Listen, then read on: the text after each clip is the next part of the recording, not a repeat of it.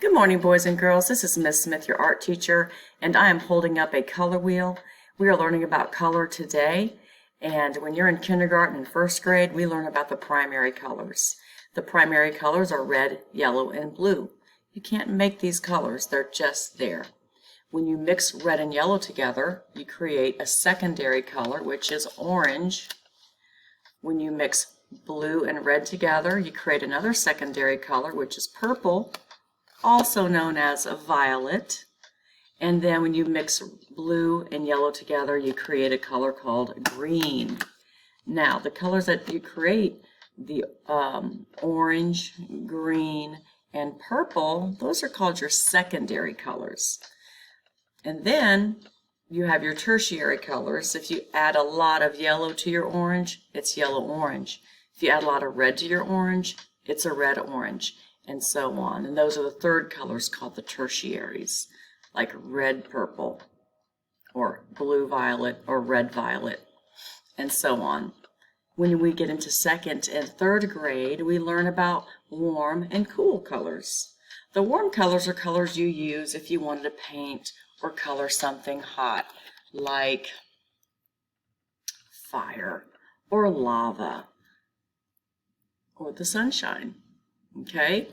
The colors you would use for cool colors are are blue, greens, and purples.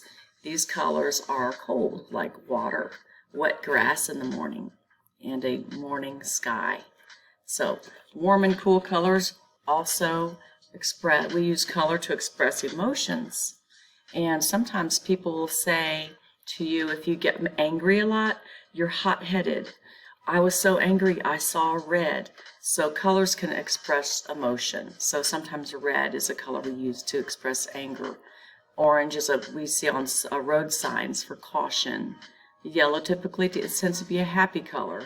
Blue tends to be a sad color, or a somber color. You might hear someone say, I'm feeling blue today. I have some artwork to show you that expresses those feelings.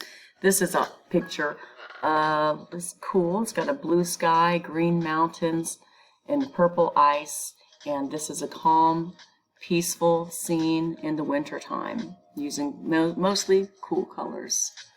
And this is a totally different picture with a different feeling. This is the opposite of calmness. It's a very exciting picture. It's a little scary with these barking dogs, and you can see most of the colors are oranges, reds, and yellows. So color has a way to express our feelings and our moods.